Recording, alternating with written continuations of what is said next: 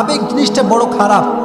আবেগ মানুষকে শেষ করে দেয়, আবেগ মানুষকে ভুল সিদ্ধান্ত নিতে বাধ্য করে, ঠিক কিনা বলেন? এই আবেগের কারণে একটা মেয়ের জীবন, পুরো জীবনটাই ধূলিসাৎ হয়ে যায়। একজন মেয়ে আবেগে পড়ে সরকারি টাকলাকে বিয়ে করে এবং সেই মেয়েটার বিবাহিত যে জীবনটা, বিবাহের যে জীবনটাই আবেগের বশে সিদ্ধান্ত নিয়ে পুরো জীবনটাই ধূলিসাৎ হয়ে যায়।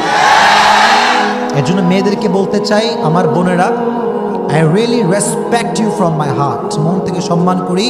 যদি জীবনে কষ্ট পেতে না চান, কন্ট্রোল ইউর ইমোশন। আবেগ নিয়ন্ত্রণ করবে যে সুখী হবে। আল্লাহ মা বোনদেরকে আবেগ নিয়ন্ত্রণ করার তৌফিক দান করুক।